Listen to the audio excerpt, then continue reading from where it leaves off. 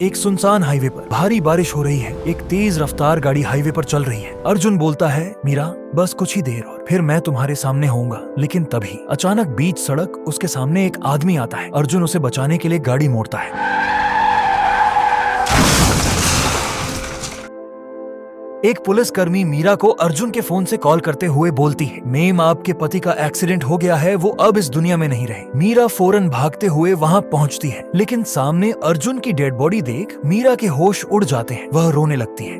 2 साल बाद दीवार पर अर्जुन की तस्वीर लटकी है। मीरा अपने कमरे में अब भी सिर्फ महेश की यादों में खोई हुई है। वह हर बार भागकर घर के दरवाजे पर आती जाती रहती, इस उम्मीद में कि शायद अब उसका पति अर्जुन आएगा, लौट के जरूर आएगा। फिर एक दिन मीरा इसी उम्मीद में अपने घर के दरवाजे के बाहर खड़ी थी। तभी उसकी तरफ एक कुत्ता आता है जो उसके सामने आकर रोकता है। मीरा उसे देख चौंक जाती है। उसकी आंखें फटी की फटी रह जाती हैं, क्योंकि उसे ऐसा आभास होता है मानो आखिरकार उसका अर्जुन लौट आया हो। फिर मीरा धीरे लेकिन कांपती आवाज में बोलती है, तुम अर्जुन हो क्या? वह कुत्ता बस शांत होकर खड़ा है। उसकी सांसें भारी हैं। वो बस भोली आंखों से मीरा की ओर देखा ही जा रहा। फिर मीरा बोलती है, नहीं, ये सिर्फ भ्रम है। पर अगर नहीं भी है तो क्या? मीरा उसे अंदर ले आती है। मीरा फर्श पर बैठी है, कुत्ते का सिर उसकी गोद में। फिर मीरा उससे कहती है, अगर तुम अर्जुन नहीं भी हो फिर भी मैं तुम्हें कहीं जाने नहीं दूंगी। फिर आगे आप देखते हैं जहां मीरा सो रही होती है। तब वह कुत्ता, जिसका नाम वह शेरू रखती है, उसके बेड के पास आता है। मीरा नींद में बड़बड़ाती है, अर्जुन पानी ला दो। शेरू किचन की ओर भागता है। थोड़ी देर में वापस आता है। उसके मुंह में पानी की बोतल है। अचानक जब मीरा की नींद खुलती है तो वह ये सब देखकर उसके होश उड़ जाते हैं। फिर अगले दिन एक डिलीवरी बॉय उसके दरवाजे पर आता है। जैसे ही वो मीरा से थोड़ा ज्यादा घुलने की कोशिश करता है, शेरू जोर से भौंकता है और उसे वहां से भगा देता है। मीरा चौंकते हुए शेरू की तरफ देखती है और बोलती है, ये शेरू को क्या हो गया? इतना बोलते ही मीरा के चेहरे पर एक प्यारी सी मुस्कान आ जाती है। मीरा का बेडरूम, रात के 3 बजे।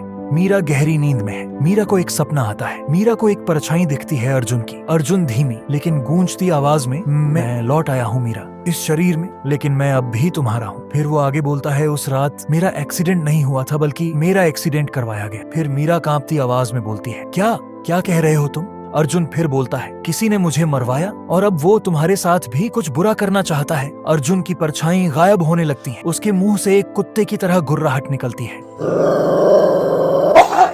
वो अचानक मीरा की तरफ बढ़ता है। मीरा चिल्लाते हुए नींद से उठती है और बोलती है, अर्जुन अर्जुन। तब मीरा मन ही मन सोचती है, यह सपना नहीं था, कोई मुझे चेतावनी दे रहा है। अर्जुन की आत्मा कुछ कहना चाहती थी, कोई रहस्य है जो अब भी बाकी है। अर्जुन जिस बुरे आदमी के बारे में मीरा से कहना चाह रहा था वो था पंडित माधव। वो सिर्फ दुनिया वालों के सामने पंडित था, असल में वो एक बहुत बड़ा तांत्रिक था। तब आगे आप देखेंगे मीरा एक मंदिर में जाती है। उस मंदिर का पुजारी वही पंडित माधव होता है। फिर वो बोलता है, कुछ आत्माएं अधूरी इच्छाओं से बंध जाती हैं। ये सुन मीरा चौंक जाती है। पंडित माधव फिर बोलता है, अगर प्रेम अधूरा हो तो आत्मा लौट आती है। मीरा संदेह से बोलती है, आप जान गए ना, अर्जुन लौट आया है। माधव मुस्कुराकर बोलता है, तुम्हारी आंखें जो देख रही हैं वो दुनिया नहीं समझ पाएगी। मीरा बोलती है, मुझे क्या करना होगा कि मैं उससे बात कर पाऊं? पंडित माधव मीरा को एक छोटा बॉक्स देता है जिसमें चांदी की एक छोटी डिब्बी है, काली हल्दी और कुछ भस्म है। फिर वो आगे ये बोलता है, तुम रात के अंधेरे में दिए के सामने बैठकर जो चीजें मैंने तुम्हें दी उनको थोड़ा अपनी जीभ से चाटना और फिर ये मंत्र पढ़ना जो मैं तुम्हें अभी बताऊंगा।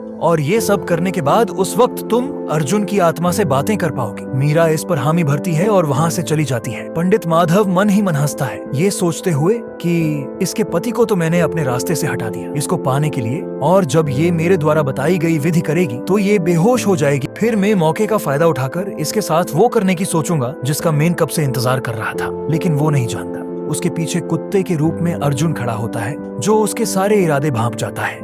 तब आगे आप देखेंगे मीरा रात में अपने कमरे में पंडित के द्वारा बताई गई सारी चीजें करने की कोशिश करती है, लेकिन तभी वहाँ शेरू आ जाता है और वो उसके आगे आकर मीरा को ये सब करने से रोकता है। मीरा उससे कहती है, ये क्या कर रहे हो शेरू, हटो मेरे रास्ते से। लेकिन शेरू उसे ये सब करने नहीं देता और फिर वो मीरा को एक बेड पे ले जाकर लेटा देता है और खुद भी मीरा के पास आकर सो जाता है। तब मीरा को शेरू में फिर अपने पति अर्जुन की झलक दिखती है। दरवाजे के बाहर पंडित माधव खड़ा होता है, लेकिन वो अंदर नहीं आ सकता क्योंकि उसके आने से पहले शेरू अंदर से दरवाजा बंद कर देता है। जहां एक और मीरा शेरू के और नजदीक आ जाती है। फिर वो उस कुत्ते यानी शेरू को बहुत प्यार करती है, जैसे अपने पति से कर रही हो। तभी लाइटें चली जाती हैं। अगली सुबह आप देखते हैं मोहल्ले में कुछ औरतें इकट्ठा हुई होती हैं। पहली औरत बोलती है, तूने देखा मीरा तो अब दिन रात उस कुत्ते के साथ रहती है जैसे कि वो उसका आदमी हो। फिर दूसरी बोलती है। कहते हैं उसके कमरे में रात को बातें करने की आवाजें आती हैं। और फिर आगे आप देखते हैं मीरा अपने कमरे में काम करते करते अचानक बेहोश हो जाती है। तभी उसका कुत्ता शेरू वहाँ आता है। फिर वो फौरन भागकर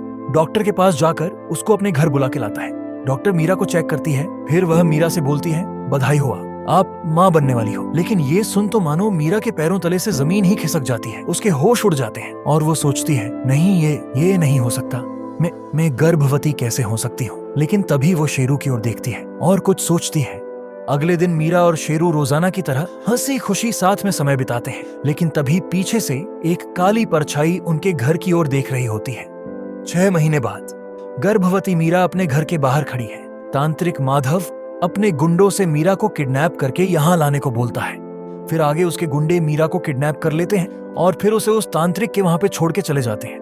तब मीरा चिल्लाते हुए उस तांत्रिक से बोलती है, तूने मेरे अर्जुन को मारा और अब मेरा बच्चा भी तेरा अगला शिकार है। तब तांत्रिक माधव मुस्कुराते हुए बोलता है, हाँ, उस रात मैंने ही तेरे पति का एक्सीडेंट करवाया। मैंने ही उस रात मेरे एक आदमी को अचानक उसकी गाड़ी के सामने भेज दिया, जिससे उसको बचाने के चक्कर में अर्जुन ने अपनी गाड़ी अचानक मोड़ी और फिर उसकी गाड़ी पलट गई। तांत्रिक आगे बोलता है, लेकिन मैं हैरान हूँ, तू एक कुत्ते से कैसे गर्भवती हो गई। नहीं, मतलब जो काम मैं तेरे साथ करना चाहता था वो एक कुत्ते ने कर दिया। ऐसा बोलकर वो तांत्रिक अपने मंत्रों से मीरा का गर्भ नष्ट करने की कोशिश करता है। लेकिन तभी वहाँ शेरू आ जाता है और फिर वो उस तांत्रिक को झपट्टा मारकर नीचे गिरा देता है और गर्भवती मीरा को उसके चंगुल से छुड़ा देता है। तब मीरा तांत्रिक से बोलती है, देख, मेरा अर्जुन मुझे बचाने आ गया। ये सुन उस तांत्रिक के होश उड़ जाते हैं। फिर वो आगे बोलती है, अरे माधव, सच्चा प्यार करने वाले वापस आ ही जाते हैं किसी भी रूप में। जहाँ शेरू पुलिस वालों को भी अपने साथ लाया था, तब मीरा पुलिस वालों को देखकर बोलती है, गिरफ्तार कर लीजिए इस तांत्रिक को, इसी ने मेरे अर्जुन को मारा है और इसने ये गुनाह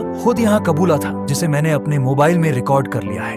तब पुलिस उस तांत्रिक को गिरफ्तार कर उसे वहाँ से लेकर चली जाती है। 3 महीने बाद मीरा एक स्वस्थ बच्चे को जन्म देती है और भगवान की कृपा से उसे पूर्ण रूप से इंसान का बच्चा होता है। मीरा को अब 2 गुनी खुशी मिल गई है, वो माँ भी बन गई और उसे उसका अर्जुन भी मिल गया वापस। कैसी लगी दोस्तों आपको ये स्टोरी, हमें नीचे कमेंट बॉक्स में जरूर बताएं।